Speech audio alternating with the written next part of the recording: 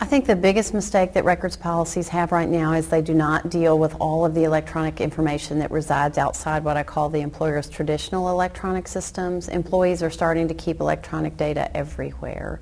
And that not only increases the risk that information might be somewhere where you can't find it, also can increase your transactional costs.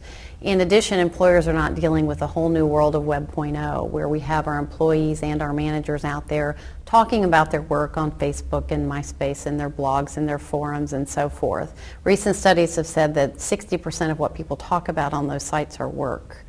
And so we have a whole new area of electronic information now that is potentially discoverable in an employment lawsuit on your managers, on the employees, and I think employers are way behind in dealing with what do we tell and what do we educate our employees about what they're up to out there on these new Web 2.0 forums that could greatly increase the cost of litigation. When you have an employee, say for example, is accused of discrimination, being the discriminatory hire, in that instance sophisticated plaintiffs' lawyers are starting to ask for password information and identity information on all of these social networking websites and blogs. And then what the plaintiff's lawyer will do will look at what sort of pictures that person painted of themselves on their Facebook page or on their MySpace page. Do they look like a decent person who would have made reasonable, rational decisions, or does their Facebook or MySpace page paint them in a way that is more consistent with the way that the employee describes them? And so it's very difficult to draw a line anymore between work and private, and I have people really get very uncomfortable with that, but anything you've done out there on the web is now electronic data that is fair game in the course of litigation to be asked for and searched. What I'm recommending that employers do is develop policies about what their employees ought to be talking about when they're out there on MySpace, Facebook, and all of those sorts of websites. And also educate employees. I think people just forget that this is electronic data that could be there forever, that could come back to haunt them. And in the litigation context in particular, there are no privacy considerations. If you're an employee plaintiff or if you're accused of doing something in an employment lawsuit, it's all now fair game. The judge can make Facebook give that information up in response to a subpoena. You don't have any sort of protections at that point. When I defend a lawsuit now, my primary witnesses, I bring them and meet with them face to face and said, if I were a jury and if I looked at your Facebook page, what would I think of you? And you'll be surprised the reactions that I get, but it's something that people need to think about in this day and age.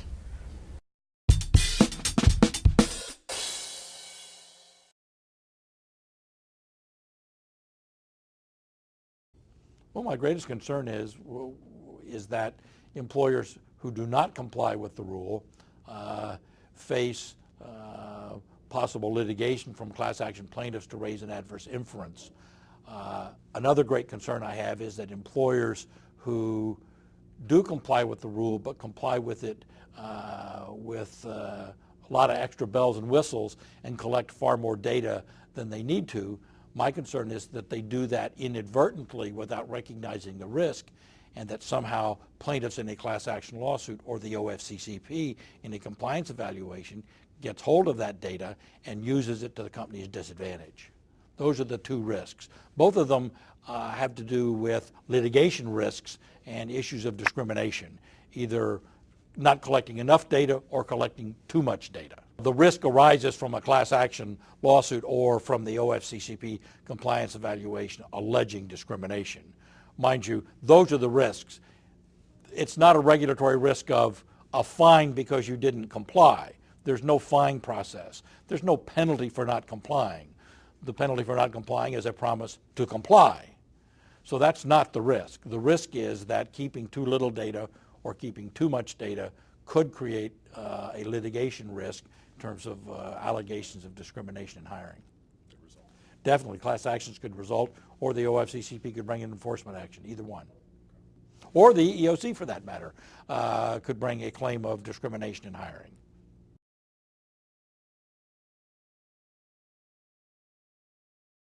No site is 100%.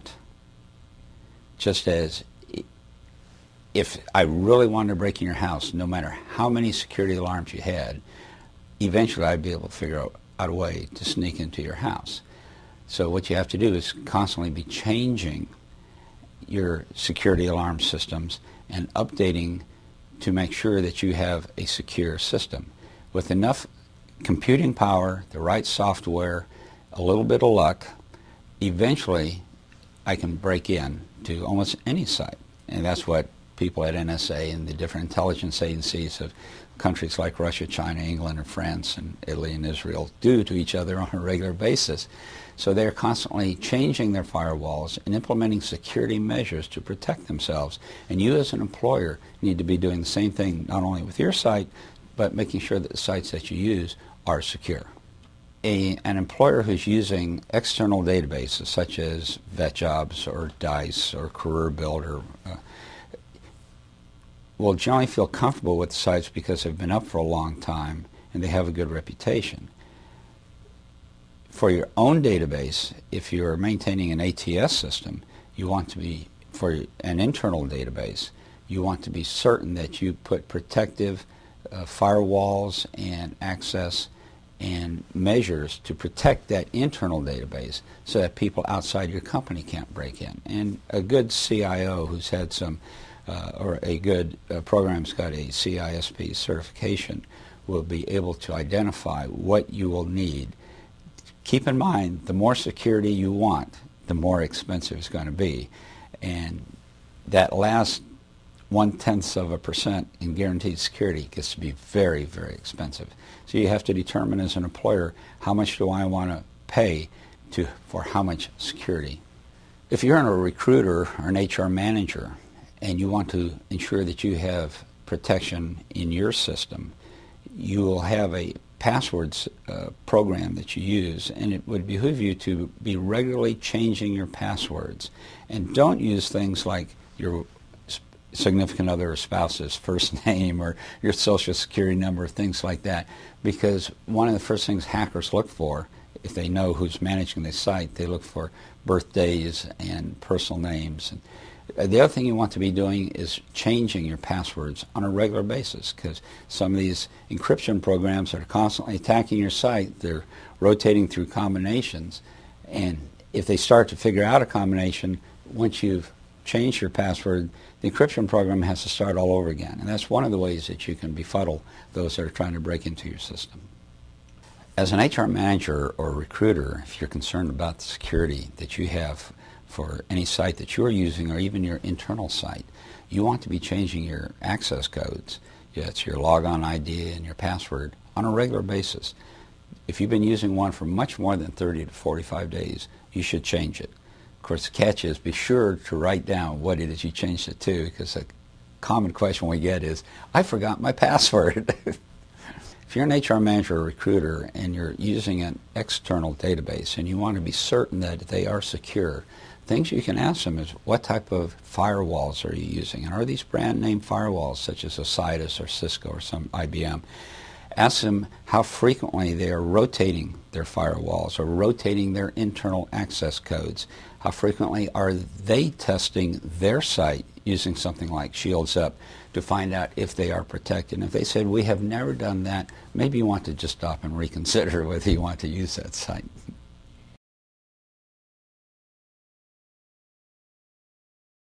Today we have 2.0 technologies that allow us to capture information in amazing ways, so we can have conversations many to many, and it gives us a lot of options of how we want to rethink our processes.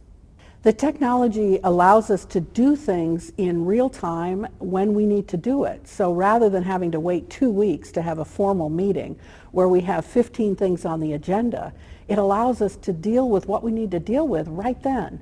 One of the examples in the HR world about breaking things down with technology is a service called Ripple that's providing a new way to do feedback.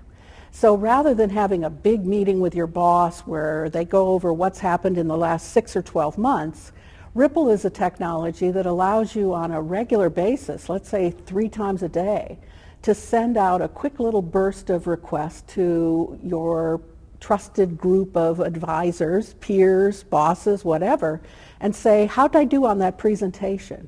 And get some quick, immediate suggestions for how you can improve. That's an example of the kinds of things that we'll see coming into the HR sphere. This change in technology is going to have a lot of implications for us in our work lives. First, I would say in terms of how we think about structuring our organizations, most of our organizations today are still based on the military model of a hierarchy where someone at the top has the idea and it gets passed in very structured ways down to people at lower levels. So all of that will change over time as we begin to get information from a variety of sources. Information goes in multiple ways throughout a company. And it'll mean as workers that we'll do our work differently.